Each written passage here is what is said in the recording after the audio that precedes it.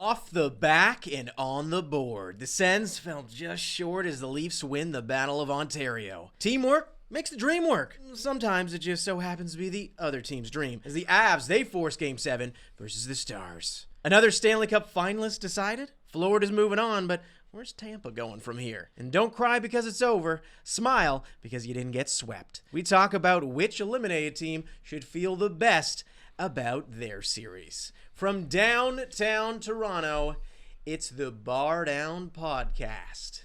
After dark. Oh yeah. It just hits different. It's another edition right here. That was a almost live shot of the streets of Toronto, by the way. It was like probably 20 minutes before we went and filmed this. No parade. No parade this No year. parade. It's coming. It's coming. Don't worry. Same expectations. And I was seeing a lot of this in the comments last time. Like most of the stuff, it's like, fair game. We're up here, absolutely just talking nonsense. So take your shots. That's okay. But don't call us Leafs fans. No. Whoa. One of us Right in the here. room is like, he's got, a feeling towards them now out of nowhere. But that's weird. we are not Leafs fans. Yeah, so no. enough of that. We do live in Toronto and we will talk about them. Mm-hmm. That's just how that goes. But we're not Leafs fans, okay? It's a bit offensive, especially for this guy. Yeah. For you. I was for cheering sure. for Ottawa today. I'll be fully You've been cheering all honest series, about shouldn't that. I was cheering for Ottawa. But you know what? Congratulations, Leaf fans. Enjoy the moment. Hard-earned, well-deserved series. Thought you were the better team over 6 games. And, best of luck next This is round. way too adult. From, before he was just like, does anyone know where the Brady Kachuk jersey is in here? Like, I'm not even kidding. He was like, I've never I heard want to wear it around. I've never heard someone celebrate more for a David Perron goal in my life. It was a nice goal. If they had won the game, you're talking about that goal. That's a long legacy time. goal. That's a legacy goal. Off You're the talking back, about it. you said it perfectly. Would you? We had to show it. How'd you we had start to off? show it, Off the yeah. back and on the board? How was that? It's brilliant. Yeah, Brilliant good. writing. Oh, well, thank you. That's overselling it for sure. But I don't think we're overselling it to say that honestly probably would have gone down in like playoff lore if they had forced a Game 7 out of that. Even if they just forced the Game 7 and don't even win. But anyways, 2-14. 2-14. That doesn't sound good still, but it sounds a whole lot better than 1-15 or whatever that could have been. 2-14 gets you the number 1 overall pick in the NFL every single year. Just want to put that out there. But Unless you're in the year I thought they with play the- more games now. the now they play undefeated 17 Lions. games. Okay. Yeah, but- See, I don't even watch the NFL. I know that. But that's the Leafs' record now in these closeout games.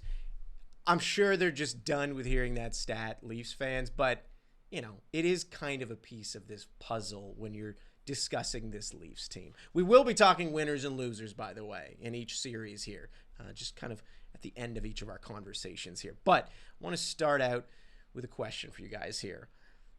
Let's be positive a little bit here with the Leafs. That's fine. But how would you feel if you were the Leafs coming out of that series, in all honesty?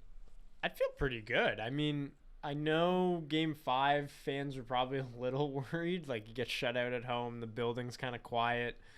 But Not just quiet. They're getting booed. yeah, they're getting booed. This team didn't know. I think the fan base doesn't know how to close out games either, truthfully. Like, this is new for everyone. Feeling calm and kind of confident. Like, Craig Berube before the game was confident. He was calm. He had this demeanor that I think speaks to the way the Leafs played in the first round, quite frankly, in these tight situations. And I think that third period was a perfect example of it. Like, I think Leafs teams in the past, you would have just expected once Ottawa tied it, like, they're going to lose in regulation or lose in overtime and we're going 7. And it just didn't feel like it with this team. I think they got better every game as the series went on. Stolarz is playing great. The big guys have all contributed. They're all at the top of the points leaders for this team. So going into the second round against Florida, I think you have to be feeling pretty good after that closeout game. Listen, I love to laugh at the Leafs more than anyone, but I didn't really understand the panic so much. The panic was just built off of prior traumatic viewing experiences of watching this team crumble in the playoffs. Through 5 games, yeah, the Sens made it 3-2. Yeah, the Leafs were up 3-0. But if you just want to assess those 5 games, the Leafs played one bad game, Game 5. And you probably deserve to be up 3-2 through 5 games, just the way everything went. I think the Leafs probably deserve to win Game 4. Yep. I think games 1, 2, and 3, whatever, the Sens, they could have found a win in there, 2 overtime losses. So I didn't necessarily understand the whole sky is falling vibe that we got from Leafs Nation, especially being around Toronto. So, but you do at the same time. You because do. I think You do? maybe perhaps, and I don't want to speak for you, but you can say maybe what you're saying is you don't relate because you understand why they feel that way. But Yeah, if you go through that a lot as a fan base, and this is not, a therapy session for Leafs fans, I'm sure you guys have done enough of that. There's a reason they feel that way. And For sure. it makes sense. Like, There if that is. happened to you every year, how could you not start feeling that way? Like, that part, I'll never make fun of Leafs fans for. Like, I actually get that. Why would you expect something else? So, it just, to true. me, it didn't feel like that type of series where it was like, oh my gosh, it's really slipping away from them. I don't know. For sure. To me, they just proved throughout that they were like, feels like they were the better team in the series. Feels like they deserved to win. They got goaltending. They got great moments from a lot of their defensemen. I know they had the core 5, the big 5 had a rough game there, but tonight they showed up. They They played were all big, over the place. creating a lot of chances, scoring goals. So yeah, and coaching, the whole Berube aspect, I feel like helps. The grit and the toughness that they've shown, like, yeah, it felt a little bit different watching them in the playoffs this year. and how about for the Sens? Because, we congratulate them a little bit, but not too much. And obviously they would tend to get overlooked in this scenario as we're already just moving on to the next round and whatnot. But this whole playoff run was a bit of a punt for them anyways, right? You probably would have hoped they would have made the playoffs at the start of this season. But that being said, it was still very much like mission, successful to even just make the playoffs. That was great. And to get a Battle of Ontario and play meaningful games and force a team like Toronto to game 6, right? Like, they should feel great about their year. Even with it ending the way that it did, no? I think so. I think leading up to this year, I'm kind of like, it's frustrating that it took them this long to make the playoffs in their quote-unquote rebuild. But now that they've gone there, another great thing about the Sens, I think, is like Brady Tkachuk scored a ton of goals in this playoff series. He looked really good. Tim Stützle, I thought, was phenomenal. Yeah, he tonight. looked He their was best player. flying He on the looked ice. real good. Every game. Six. Honestly, maybe my biggest takeaway throughout the entire series, Leafs and Sens both, is just how good of a player Jake Sanderson is. Played the most minutes of any Ottawa Senator. This guy is phenomenal on both sides of the puck. And, like, he's still so young. What is he, 23 years old? Like, they have a guy for the next 15 years on their blue line. Yeah, I came away impressed with Thomas Chabot too. I feel like he probably has been, I guess, lost in the shuffle as far as hype goes for the Sens team. Like, he was supposed to be the guy before Jake Sanderson came, and I think, like, Sanderson, rightly so, is getting more of the hype and praise because I think he can become, and maybe already is, a better defenseman than Chabot and reach heights that Chabot maybe wouldn't have been able to. But if you look at this team, like, you're thinking with the core group of, like, Chabot, Zub, Sanderson on the back end is just like 3 defensemen you can build around and really build around. And then up front, you've got Batherson, Stützle, Tkachuk, Pinto, Cousins. That core 5 right there, if they can continue to grow together, build together, like, it leaves you in a pretty good spot for the future, I think, because it's tough to find basically 2 top lines that you can rely on pretty easily. I think there might be some questions beyond Tkachuk and Stützle for sure that weren't answered this series, but again, it's their first year of playoff hockey, so those questions will need to be answered by next year, probably under more of a microscope than this year with the expectations that they had. All right, I'm going to keep you guys to an elevator pitch here on these ones. Winners and losers from this series. I just need a winner and a loser from the series alone. Not even just, you don't even need one per team or anything. And don't get smart with me like he did over here. Where he's like, oh, so you say Senators? No, you don't.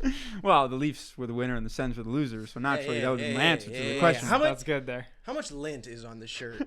Under Let's this not. shirt? Hey, the audience doesn't need to know everything that took If- place tonight. Let's we'll just get to make that a that reminder. later. Okay, In case fair he enough. starts getting smart again, we'll get smart too. I feel like I'm on like probation over here. no, when I'm I'm talking. just saying we got in the pocket. Okay, that's fair. You want me to start? I can start.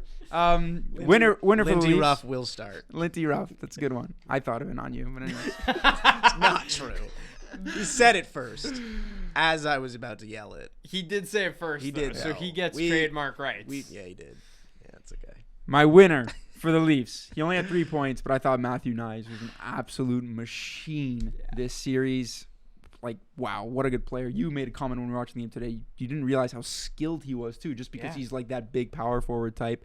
And then my loser, his speed gets discussed. Oh my God, he beat Stutz with that final puck there. That was huge. Massive. Yeah.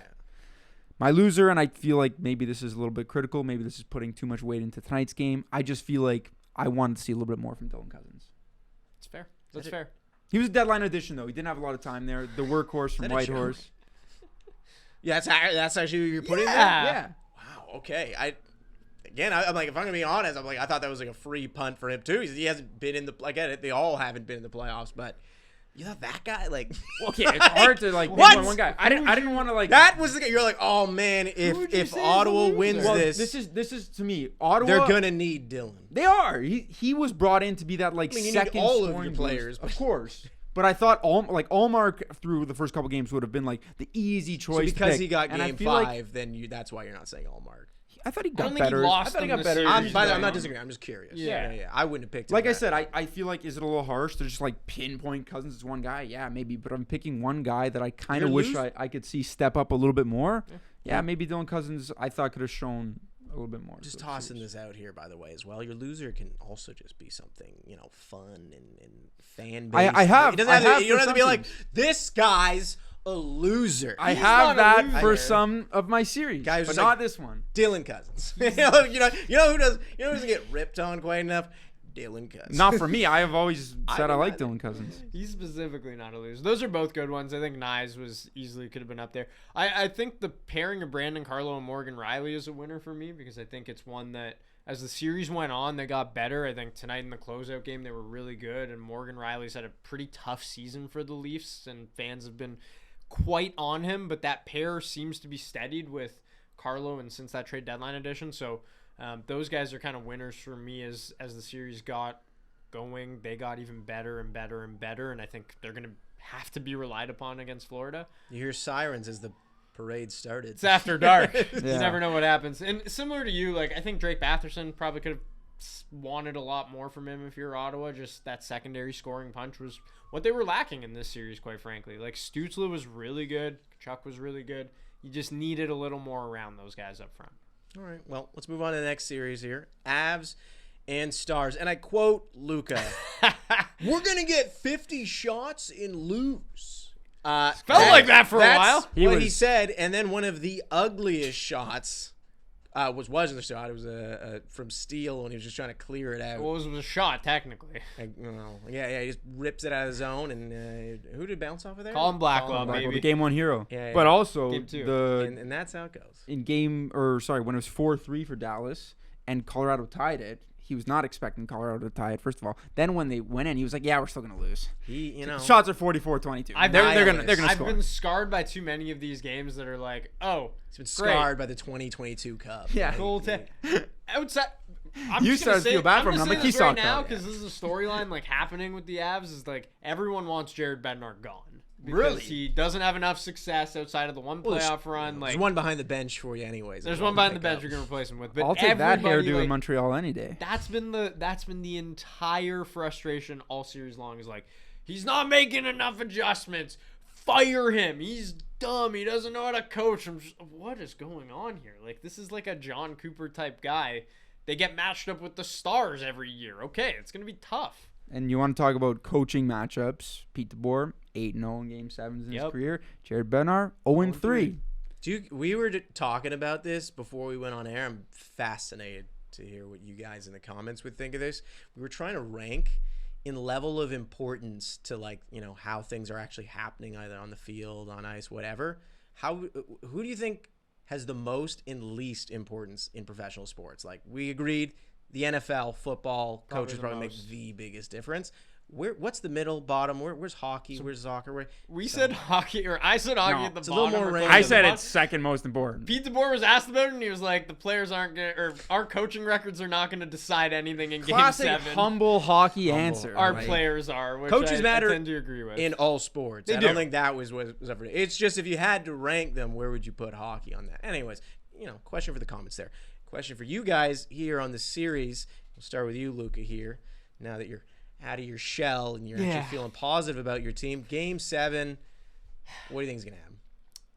I don't know. It's a boring answer, truthfully, but Ugh.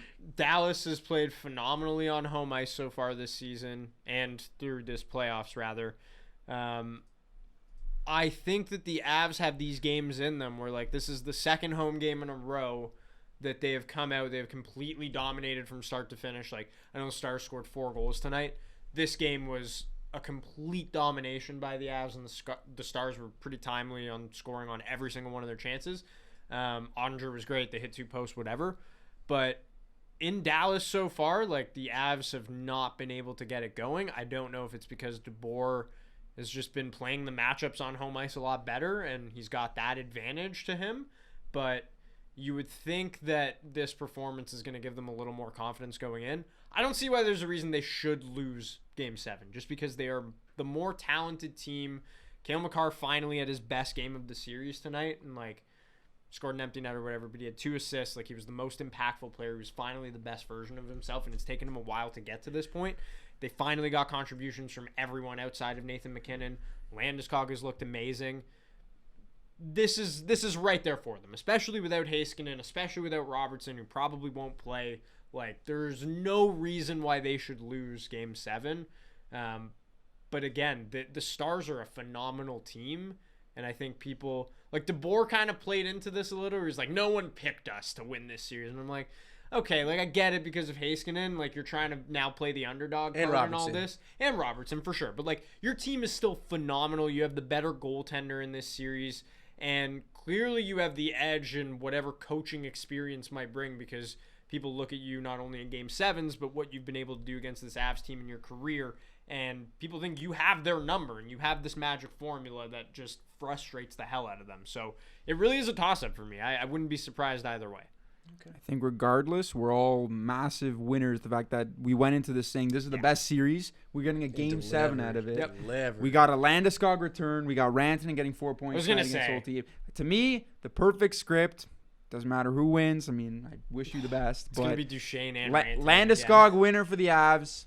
Rantanen winner for the Stars. And you know That is what? Perfect. People were talking about, like, how Rantanen wasn't impactful enough. If you've watched every game of this series, like, the points weren't coming through the first few games, but he is a built for playoffs type player. Like, when he is down low in the corners, he's always creating. He creates his own offense. His cycle game is unbelievable. So, like, he's just finally starting to produce, but he has been dominating all series long. Well, we're not going to do winners and losers for this one because the series is still going, you know. So we'll skip on to our next one over here. We will be talking about some winners and losers because for the 4th year running, this feels unbelievable to even say. We discussed this in the latest quiz that we did on the first rounds. Go check that out if you haven't checked that out yet. But the Edmonton Oilers knock out the LA Kings, which, man, after the first 2 games, yes, there were some moments of shakiness for the Kings in there, and that more in that second game. Well, actually, no, in the first game too. It felt like they really had this. It felt like this really was their year, and yes, maybe it would have been a little bit fortuitous because the Oilers were missing some of their guys, and they were just kind of out of rhythm, out of sync. Some of the guys weren't playing quite as well. Even Hyman entering, not quite as great, but the same thing just happened to them, where they just run into that wall, and that momentum just completely swung. Completely swung. I know, you know, people are kind of torn on how much momentum matters in the playoff. You know, if it switches on and off between games or not. You felt it in this series. It was exactly a week ago where I sat here talking about how concerned I was about the Edmonton Oilers, how it's just Connor McDavid and Leon Draisaitl, and they're not getting the goaltending and not getting the secondary scoring. All of a sudden, this now looks like a complete team that just won 4 in a row against a really good strong LA Kings Kings team. Really good team. The best version of so themselves. balanced, like top to bottom, offense, defense, goaltending, tremendous players. They're leaving me speechless, the Oilers. Evander Kane came in and really Changed made a it, huge yeah. impact in this series. But it's great to see guys like Corey Perry chipping in. Trent Frederick, their deadline edition today, was great. Hyman's, up and running and getting going. And Evan Bouchard, as shaky as he can be, when he's providing clutch offensive moments, it's like, how can you complain about this guy? Yep. So the Oilers look like they're primed for a run again. And McDavid and Draisaitl, once again, would they have both over 10 Oh my points God. in the They series. were so the they're two best incredible. players in the world. Like Yeah. Again. that is why they are Again. Hart Trophy candidates. That is why they're valuable to their team more so than any other players. Like the Kings had no answer for those guys. Like they literally turned the series around and were just like, we are not losing to these players. We are willing our team to victory. There was one thing that you brought up that I had not realized that I thought I misheard you because it was so baffling that the Kings have not won a series since they won the Cup in That's 2014. tough, man. Not one. Now I will ask this to you guys. I know both of you already are not really fans of the current playoff format because it just forces these, first round matchups and these rivalries where it's cool. But do you think that the Kings and Oilers series is kind of the perfect example either for or against this format? Because you could argue either way because you do get good series out of it. But are you kind of like, oh man, like I'm kind of sick of seeing the same two teams just battle out, and I feel sick for the Kings here, where it's like they don't get to play someone after having such a great year. What were you guys thinking?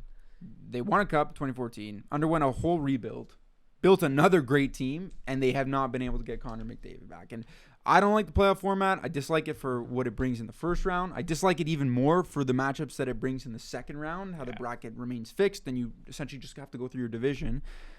It needs to change, in my opinion. I feel bad for LA. It's frustrating, and I get the sentiment of like, let's create rivalries in the NHL. But at this point, we're just sick of watching this. And it was a great series, but it's like we've seen it before. It's like watching a movie that you love over and over and over again. Yeah, it's a great movie, and it's going to be great competition, but I'd love to see a different storyline. I'd love to see a different spin on it. So maybe it's just partially bad luck with the Kings because I'm sure one of these 4 years, if it was a 1v8, maybe they would have matched up with them anyways. But it's just like another frustrating thing is how long ago did we know this was going to happen in the regular season? That is what really. That's the tough part of this whole playoff format. Is it's like locked. There's no anticipation for the end of the season. Like all the matchups are basically fixed with. It feels like even sometimes like 2 months to go. You're Canes like, and Devils has been known since November. Yeah, and again, no one in the Metro was challenging. I don't want to complain too much about it because it's like you get good hockey out of it, and that you can't argue about it. I would just say, as if anyone out there who's yelling the reverse to what we're saying out there, how much better would a series like this or a series like the Avs Colorado Stars and the Stars just be in the Western Conference Final? Like, isn't it okay to have that rivalry there where the stakes are even higher, right? Like, if you're trying to copy, and I get it, they're copying their own formula from the past in the NHL, but also I feel like it's got a baseball element to it from the past where the same teams would always meet each other in the league championship series. That would mean more if you're going for those, like, conference championships or pennants in baseball's case. Completely agree. Winners and losers in the series. The loser for me, probably unfairly so, is just like Kings fans, truthfully, because I'm just like, and even the Kings GM and coaching staff, it's just like, where do you go from here? Like, next year you're staring down the barrel of playing against Edmonton in the first or second round. You have to build your team to beat the Edmonton Oilers. Like, that's what the NHL has come to right now for the LA Kings and for the Vegas Golden Knights, quite frankly, who they've had no trouble doing that against Edmonton. But the Kings specifically have to build a team that beats the Oilers to have playoff success. Like, that's how one-dimensional I kind of feel about it for their fans and for their GM fan base. It almost reminds me of, like, and I know the playoff format's different, but like when the Rockets were building their teams to beat the Warriors specifically, like that's all they were doing in the offseason was like, we are going to build a team around a strategy that is built to beat the Warriors, and they just could never do it. And I'm scared that the Kings are going to suffer the same fate year after year after year because I don't know what the McDavid stopper and the Draisaitl stopper answer is, because Kemper was the best goalie they've had throughout this iteration of this team, and he couldn't get it done. This defensive core has been the best that it is. This forward group has been the best that it is. Maybe it gets better because these young players still take another step. But then you're also banking on the Oilers regressing in a way. And it's like, this is the worst version of the Oilers, I think, that we all can agree has been in this kind of Maybe playoff more- rotation. I mean, the one where you could poke a little bit more holes in it for Poke sure, more but they're holes for still sure. they're more experienced than thus. In my mind, they are still More experience Yeah. for sure, but like even not because Pickard is just yeah in well, net now. Not in and- every position, not in but every like with position. a lot of their core guys for sure. But like you're missing Ekholm, you've got a goalie controversy, yes, and you've got a you're right, 2-0 lead. Yeah. What else can you do? So they're the big losers. I'm for gonna me. get you just do the winner on this one, so we're not here all night. By the way, My As loser much- was the playoff format, so we already talked about okay, that. and the winner though, Calvin Pickard, Yeah. who I Won just a learned job. how to say his name today. Thought it was Calvin Picard. Pickard. Mr. Picard, as you kept But yeah, saying. winning a job in the middle of a series, coming in and being serviceable, to say that. I don't yeah. think he was amazing, but he didn't have the glaring holes that Skinner had. So yeah, good on him, and we'll see how he goes doing forward. But yeah, big winner for sure. And you know, for the Oilers, they can go back to Skinner if it doesn't work Yeah. out. So give him a little time out of the sun. Goalie controversy will not shake them. Clearly. No. Let's move on to a series where I feel like a lot of people weren't really thinking about this series at all heading into the first round, and that's mostly because there were a lot of great series as well. But it ended up delivering in so many different ways. And funny enough, it wasn't necessarily just down to star players, at least for the Golden Knights for large stretches of it, but certainly star power on the Wild side here. Wild versus Golden Knights. What do you guys think of the Wild in this one? Let's start with them.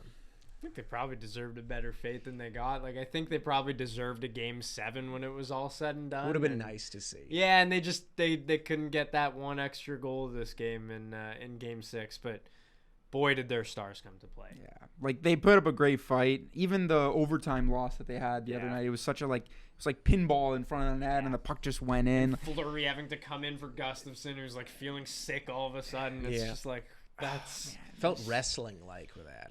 Yeah. It was like, just get him in there. I Yeah. can't help but feel sorry. We talked about the Kings having a really hard time winning the playoff series. Like the Wild have been in the same boat. They just have not won the first round in 10 plus years now. Yeah, there's that stat that like they're the first team in MLB, NHL, NFL, NBA history to make the playoffs in 8+ years in a 10-year span and not make it out of the first round. So that's just like 8 straight first round exits Yeah, is tough. that's tough. And you look at how they've built their team, like they're pretty solid. They have a good mix of like veterans who are in their prime now and some young and exciting prospects coming up. You just got maximum output from those guys. It still wasn't enough, but there's also not like a glaring hole with that you can point to of why you lost the series. Not like, oh, well, you didn't get the goaltending, or oh, you're weak. Just Vegas is a really good team. You're playing in these low-scoring, tough battles, and you were on the wrong side of like a 1-goal game twice, and you ended up losing the series. It's tough. Vegas is such a good team. This was a really underrated series, even though they had like an 11 p.m. start time. Like I was That one still was very crazy. interested in it, Yeah. but.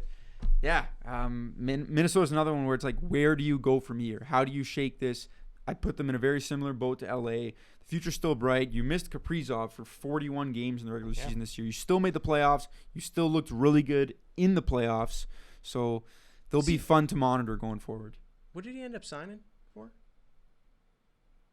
I don't think forget. he hasn't Has he signed. not signed yeah, yet? no, he hasn't signed He still yet. hasn't? Yeah. Okay.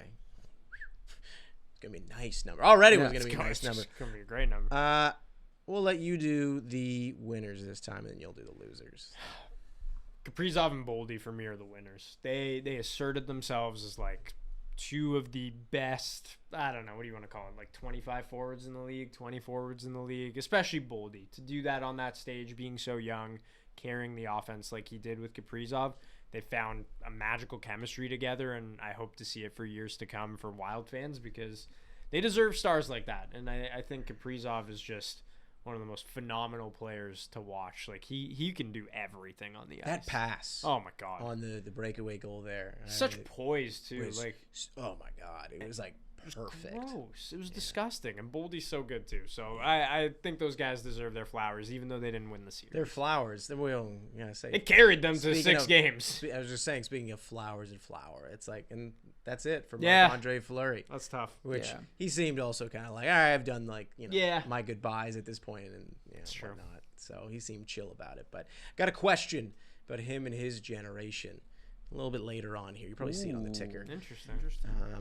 losers in this series. Again, as I said, it does not have to be a player. No, it's not a player. I actually have the Wild front office written down. Bill Guerin, GM. He's targeting more people. Okay, yeah. He's like, you you're know right. what? The players It aren't could be only more to than blame. one It could also be the entire front office. Oh, We could well, blame I would both. love to explain myself on this because I actually have a lot of respect for Bill Guerin. I think he's a really good GM, and I think he's done well. But I'm just looking at, like, the Wild organization. You brought up that stat, 8 years or 8 straight first-round exits. And it's like something needs to change. And I'm almost concerned, like, I don't think that's necessarily going to be a hot seat where they're going to be like, well, we just got to tear everything down from scratch, because that's kind of been two different waves of, like, eras of Wild hockey. They had those big Parise and Suter contracts on the books forever. So this core is kind of different, but also I just don't know how much patience there's going to be there. And when you watch a series like that, the gap feels so small. Like, it feels like they are close. So I just hope that the front office doesn't catch some blame for building a good team. I'm curious. We're like pretty far removed from Minnesota. Yeah. If you're a Minnesota Wild fan, how are you feeling Yeah. in the offseason here? And what is the pressure like? Because, again, I honestly, no temperature check whatsoever from Minnesota fans and how they kind of feel about their franchise and the direction they're in and owning this dubious honor now attached to them. But let us move on to the next series here.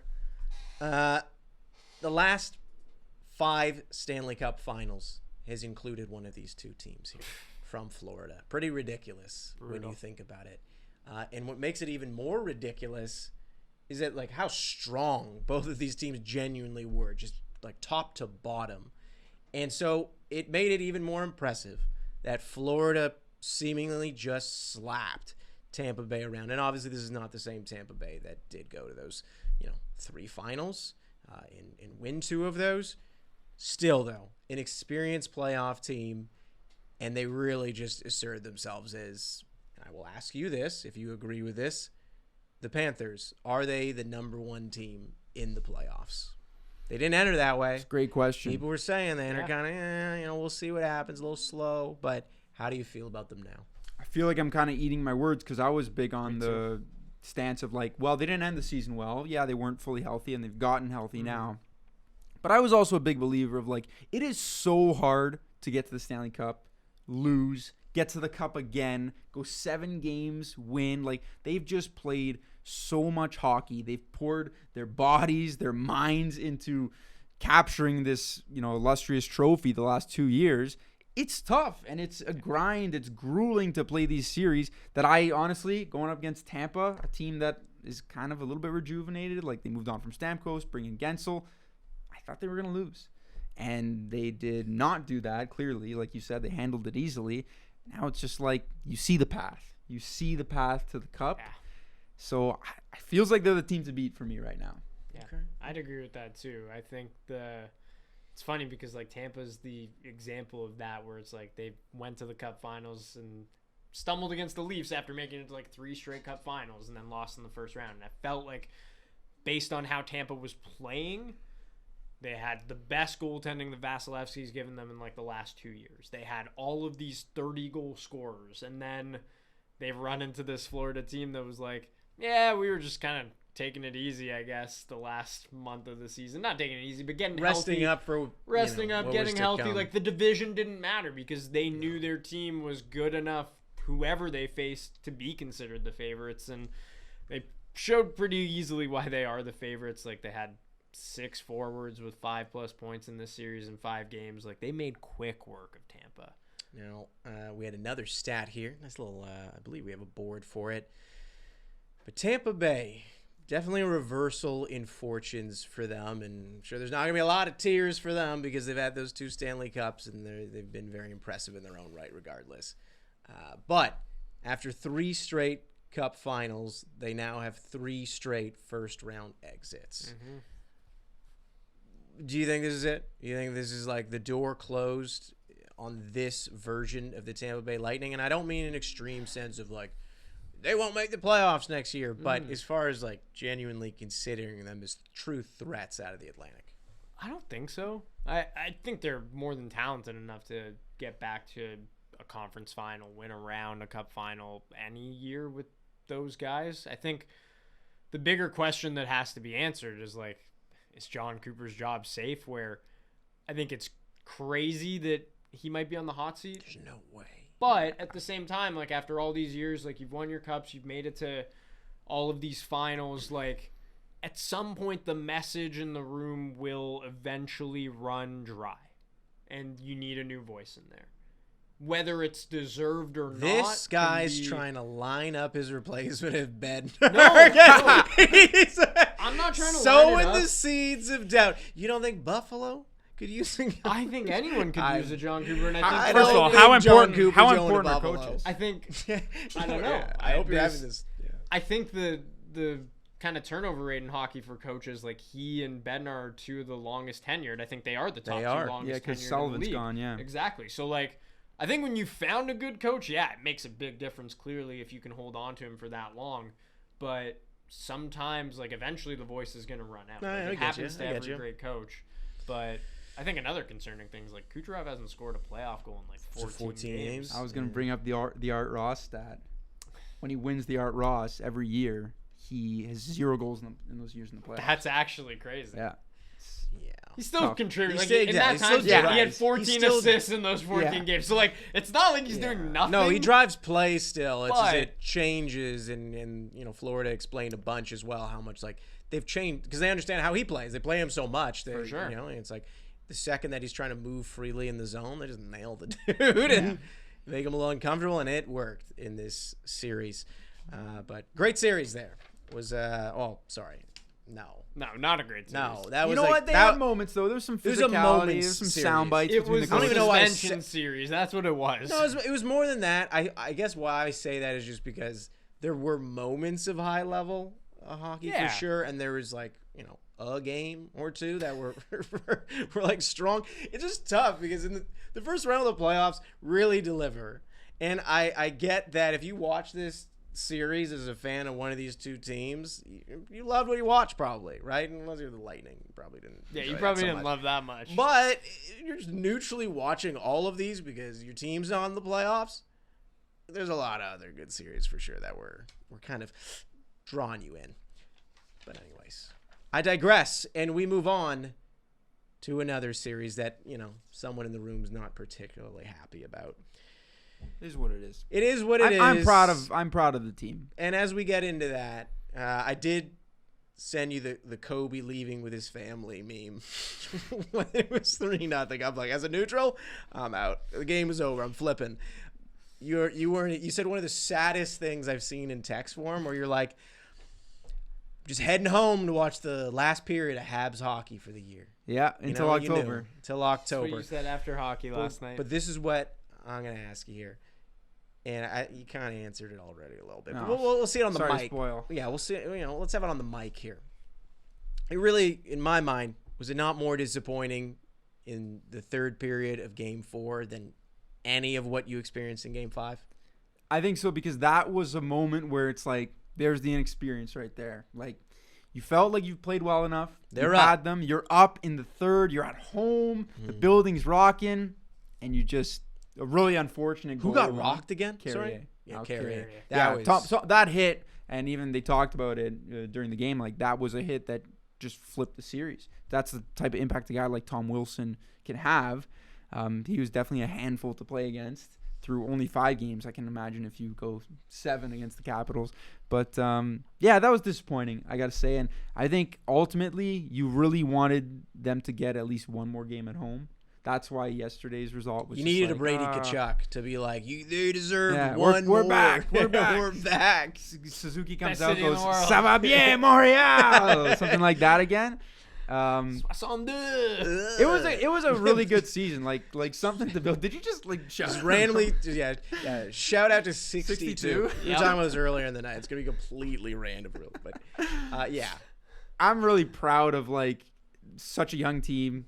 I think the average age was 25.6. It's the youngest team since the 1980s to make the playoffs. You got talent. Youngest team in the NHL right now. The future's bright. St. Louis had a quote that just fired you up.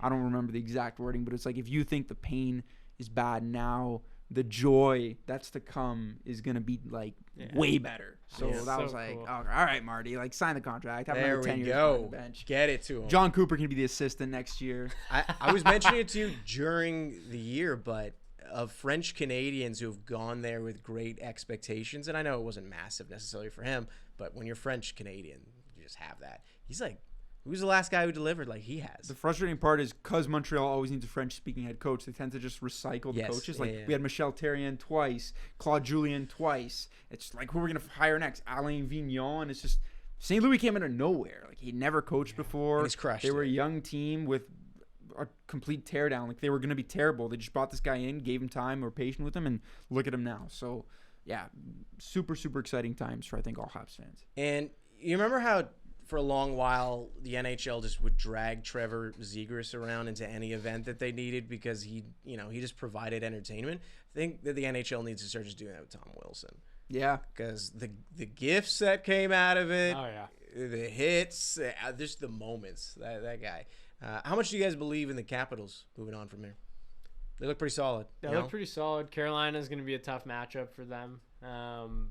But I think I tend to believe in them more than I did coming into the playoffs with how good they looked against Montreal. Like I think a lot of people maybe viewed this series as like, maybe a trap series for them. Like this young Habs team, like maybe they'll catch them off guard. And like the Caps were kind of in a weird spot at the end of the season, like not playing great, but like Ovi's record and whatever. And they look pretty complete. I'd be lying if I said I wasn't excited for this matchup because like I didn't watch a lot of Canes Devils, didn't watch a lot of Caps Habs just because they weren't as captivating of matchups. But like those two teams going at each other is going to be fun. Just you mentioned Ovi, and he dominated all the storylines in the regular season, and he did score a lot of goals in the series. But I was actually so impressed by the Capitals because I feel like Ovi actually didn't give Montreal a lot of trouble, except whenever he got the puck on his stick. He scored, which obviously is a so big deal. He did. So he did. But what I mean by except that, when he scored, I didn't notice. Okay, him. that 5 obviously shots and 5 goals, but that I honestly know. sounded really silly. But the point I'm trying to make is I was so impressed by how deep Washington is and how physical they were and how they were able to just wear Montreal down through 4 lines. And that is what gave Montreal trouble. It wasn't just, you got to watch Ovechkin, because everybody knows that. Yeah. It was the fact that Montreal got dominated a lot. They couldn't get the puck out of their zone for large spans in this series. Yeah. And it was just like guys like Beauvillier and Brandon Nick Dowd and Duhaime. It's like, we can't get the puck out against this line. Like, they're dominating us. They were also like a unique mix of, obviously they have guys in there that are experienced in the playoffs, but there's a number of drivers on their team who do not have a lot of playoff experience. And that was one of the things. Oh, Dylan Strome was phenomenal. I wanted to shout him out too. Man. He had an incredible series. He had less than 10 playoff games, right? Before heading in this, right? 9 points in 5 games. And Alexei Protas just came back. So it's like they're only going to get better. Yeah. I'm really, after watching them, I'm really high in Washington. All right, we're going to double stack winners and losers because I forgot to do that, by the way, Tampa? For the Tampa series. Oh, Florida fans, come on now. We don't want you on us twice, 2 shows in a row. I didn't know. I almost forgot again. Calm. No, don't worry though. We wouldn't do you dirty like that. No. Let's go back to that Lightning Florida series though, or Lightning Panthers. Winners, losers. Why don't you do the winner from that series? And it was Sam Bennett, and a lot of that is because he's a pending unrestricted free agent, and this price just keeps going up and up and up. And I'm going to cut you to an elevator pitch on these ones too, because we probably Sam Bennett. Sam Bennett, and as you said. Phenomenal. Loser for me for that series will go Brandon Hagel. Suspension and just didn't score. Tough for Tampa, needing offense from him. I thought you were going to say John Cooper, so that he ended up on your team. Yeah. No. Okay. Moving on to the next one there with, Capitals, Habs. We'll let you do winners. Logan Thompson, goaltender, and I think in large part it's the fact that when he got hurt in Game 3, that injury looked like this guy's going to miss the rest of the playoffs. Couldn't put any weight on his leg. He looked like he also could have been concussed at the same time. That was such a hard collision. He's back the next game. So solid. Didn't miss a beat. 9-2 save percentage. Less than 2 or around 2 goals a game allowed. Montreal had a tough time scoring throughout. So Logan Thompson for me. Loser in that series. It's a tough one. I know we ragged on him a little bit last podcast, but like Patrick Laine probably has to be the loser of this series. I was going to be nice with mine. Who were you gonna say? I was gonna truly want to say- say there are no losers. I was for going to say Montreal. my loser was the fact that we didn't get to see Anderson and Tom Wilson one more time. Yeah, That that's a was- good that shout. to me That's a good should shout. have. Well, Luca already said the other things. I said Patrick So, Montreal's depth in general was you want more Yeah. from them, but it's also a group that just needs a little more in them. So I wouldn't be too bad about it. is he still under contract? Yeah, we got one more year. Got but, one more. yeah. Okay. Well, you know, work it up. You know, get another paycheck. Look it up. Let's move on to the Canes and Devils, and I like to keep a 100 with you guys in the audience here. I would be lying to you if I said I watched much of this series live. Most of it was through highlights and reading on it, because there was a lot of good series, and there's only so many hours in a day, especially in round one. So we're probably going to speed through this one pretty fast on my end, unless you guys have a ton to say here. I will ask this, though, because there is a kind of a clear loser. We did talk about this off camera a little bit in this, and it almost does feel like a collective one, and it's kind of the reason why a lot of people who, unless you were a fan of either these two teams, you probably wouldn't have been paying much attention to this series, because they're missing one of the most exciting players in the NHL. Yeah, that's the loser to me is Jack Hughes, like not getting to play in the playoffs. And he's only played 12 playoff games in his career. This is one of the better seasons the Devils have had, and for him to be so close to the finish line of, okay, we're playing playoff hockey, and to get hurt how he did and now miss this run where I think if he was healthy, yeah, they may have made this series a 6-game series, maybe pushed them to 7, would have been a little more competitive, but that's kind of how it goes. It just sucks for him, sucks for hockey fans, like you said, because I think that he is an incredible player to watch, and we just need him in the playoffs more. Winner. It went 5 games instead of any more. No, I'm just kidding. Who's the winner? We talked a little bit about Yeah. for how good Freddie Anderson was, and it was a little unfortunate that he got hurt in the series. But someone like that who has had some shaky moments in the playoffs, I think that was great to see him kind of shut down the Devils. But Sebastian Aho is another guy I want to shout out just because he's been a player described as really good, but maybe not a guy that can carry a team on his shoulders. He did that in his series, got the game winner as well in double overtime. So I think he was just phenomenal down the stretch. There's one series we haven't discussed, and it's because Jesse is not here, as you would notice. He's in Winnipeg. He made a video because he was at game 5. Thank you there. And, yeah, you can go check that out. But, yeah, we'll have him back on the show at some point, and I'm sure he'll wrap up that series. But and also, it's not over, so we won't do any winners and losers of that one anyways. True. Here's a little bit of fun.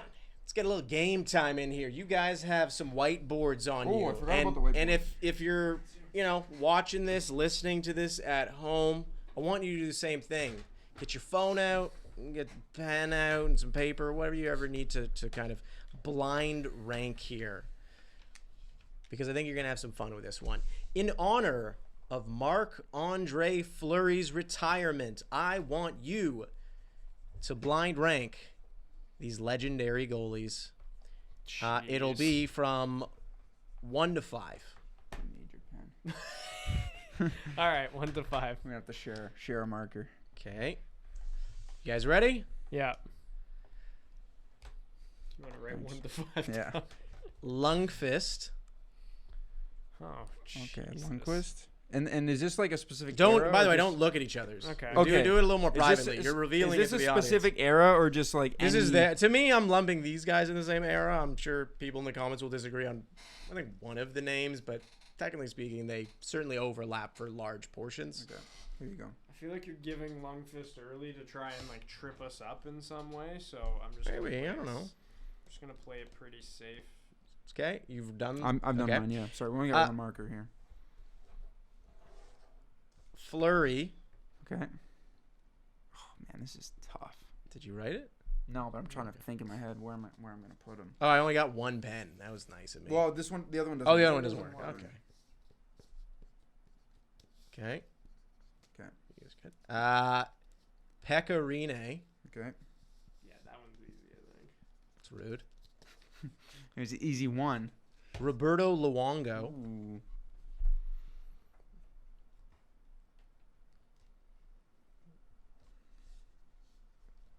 All right, who's next? Yeah, who's the last one? Carey Price.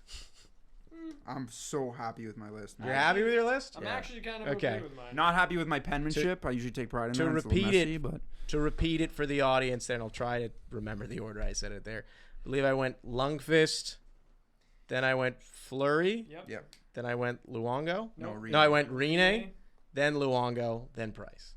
And flip, Luca. Oh. We'll go you first. What'd you get? So I got, as you can see, Bobby Lou 1, Fleury 2, King 3, Price 4, Rene 5. Wow. talk about bad clock management over there. I don't know. Yeah, that one. Wait, Price is the one?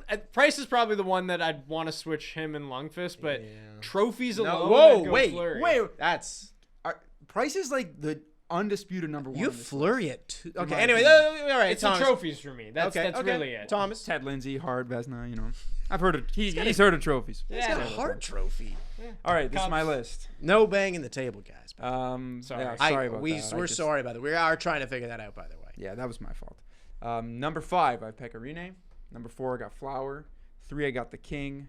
2, I got Burtz, Luongo, and 1, Carey Price. Yeah, I feel. I think I like your list more. I do too. I think it's more succinct. And it feels like, by the way, this is meant to honor Marc-Andre Fleury, I got so him at maybe 4. ranking it was the most polite thing to Hey, do here. But it's fun as hell, and I think you have him too high there. I think so too, and I've always been the guy that said like, if I was comparing Fleury to someone, it'd be like Eli Manning, like Oh, that he's a hall of very good goalies.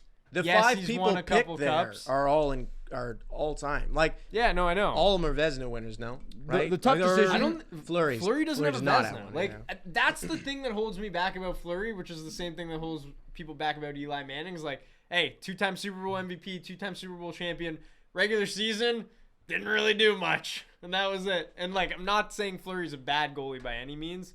It's more just like he's got the cups, Doesn't and Rene that's have- about it. Rene has 2 Vezinas? He's got one for sure. If the reason why you're not a legend is because of your regular season play and you've backed it up in the playoffs, So then why is he 4 on your list? because I think Henrik Lundqvist is better, and those were the first 2 options I got, and I was like, oh, I think Z's probably gonna give us some better Yeah, guys, that's so I'll put 4 Fleury clock forward. management. I think 4 o'clock I management think on Henrik his Lundqvist part. 4 is o'clock better than management, Fleury all yeah, the I was time, kidding. and I think Luongo. I might even put Lundqvist over Luongo. Lundqvist was amazing, Lundqvist was amazing. Luongo was but- amazing too. but Price is 1. Let's just put that out. Pekka yeah, Rinne- price of 4 doesn't feel good. Tuukka Rask, did I disrespect him by not putting them? No, he I feel doesn't fine belong with in it, this yeah. same Yeah, conversation. yeah. Tuukka had some good years. He had some Yeah, good no, years, again, but this is- not in the same that's conversation, I don't think. Pekka Rinne Goalies just are has so one. tough to rank. Our very last thing here before we head out, we were going to do goals, but those are usually disgraceful performances from us, notably from one of us. Sorry, who are we talking about right now? We're not talking about the goals of the week. Talking about We'll let you- talking we'll about save it Linty up. Ruff right now. Linty Ruff over here. Are you going to show the... No, the I'm not one wearing you the shirt anymore. Oh, you took it off? Yeah. Took it In off. shame. It's not wearing it. There, underneath I'm anymore. telling you. I can't double layer in this room. There It's- weren't. Oh, There are it's not. boiling in here. There are not enough lint rollers in this postal code to clear that shirt of what was on it. It was horrendous. It was was a crazy. black T-shirt that was a white T-shirt. If you've ever worn a new sweater, like especially a white one, don't wear a black shirt under it. What is this thing? This thing looks like it's from Blue Notes. I originally just brought the black shirt because I didn't want to wear this during the podcast. So I'm like, oh, I'll just wear this on the side. And then I ended up going outside when I was wearing the shirt, so I put this on top. Straight from Hollister. See? Straight lint. All right. Not good at all. Our last thing here. They keep showing outdoor crowd shots, obviously. It's a huge part of the broadcast. It's a huge part of the game day experience.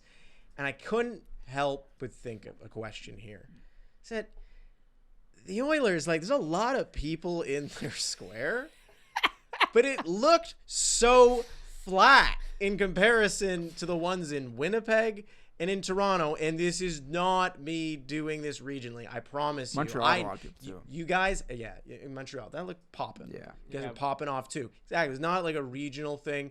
I'm well aware that the Oilers have great fans as well. We're just going to show you the clips. Look at the evidence here. Look at the evidence in front of you here as you see. I believe we didn't put the we didn't the put the Habs in there Habs. We got Leafs, because they're Oilers. super eliminated. And Oh, thanks, guys. Yeah. Thanks. No, I'm just kidding. We not a lot of goals to we celebrate from the didn't- square. We didn't think about it, to be honest. You forgot they're in the playoffs. Yeah, we got it. No, we actually it was the I honestly Devils forgot. that were in the playoffs. But look at these square shots. Luca and I believe Thomas, I think all three of us made this point. Is it just the camera It is. angle? It I is the think it's Is camera. it just that camera it's angle. flattened? It's and an that it's not a unflattering- sweeping Yeah, 'cause, like, crane shot? The Leafs is up top and they come through. I think what the Jets have going for it is that it's narrow corridor. narrow, so it looks like it goes on forever, Forever. but it could be the same amount of people, if not less people packed in there than Edmonton, and you just wouldn't know it because it looks like it's just going for miles. That's because they're in the parking lot of their famous mall. So there's just so much land. Edmonton, you know the challenge that you're now facing. You guys need to start triple stacking people on top of each other. That so does not sound safe. No. Do not take that Don't as a do that. recommendation. I don't know. Do Not for you, the second round. Don't do this. do you want to be considered not as, energetic? You know by what? three bozos I in think, a hot I think let's room? just worry about the goaltending situation in Edmonton. You know which one's not energetic? It's the one in Tampa where they just bring their lawn chairs and know how literally I just feel sit about on that. lawn chairs Yeah. and watch. Ah, I mean, it's- it's nice weather, which is nice, but it just doesn't feel like a playoff game. Like they were doing that for the Cup final against the Avs. Anywhere with good weather, life just moves at a different pace. Yeah. And people who are angry and live in cold places like us are like, you're not doing it right. Yeah. You don't get it. Because we're just all just jealous. We're all And just jealous. they're just like, You weren't out there in the rain. I'm loving my life Yeah. right now. with Golfing my in the middle of drink in my November? hand. Like, yeah. Yeah. So It's pretty nice. I'm pretty jealous. You losers in your hot room can keep it. But that's it. That's all we had for the show. If you liked what you watched, please, of course, like the video. Genuinely really helps us out. We just did the U12 game as well. If you want to check out that video, that was a lot of fun. Yeah, no one thought we'd win. No But one we thought you did guys it. would win. Well, don't spoil it. Or did we do it? Or did they lose? I don't know. Who knows? Who It's a knows? devastating defeat. It was We crushing. lost. It's crushing. Oh yeah, we also had the quiz and we have a bunch of other stuff. But yeah, subscribe to the channel, like whatever. But more than anything, thank you for joining us. It's a lot of Yeah. fun to do these. It is. Bardown After Dark. After dark. Episode 3 next week? Second round? Ooh, second round. What's the I'm second ready for round that. again? I don't know. What's the first round for me? What's the playoffs?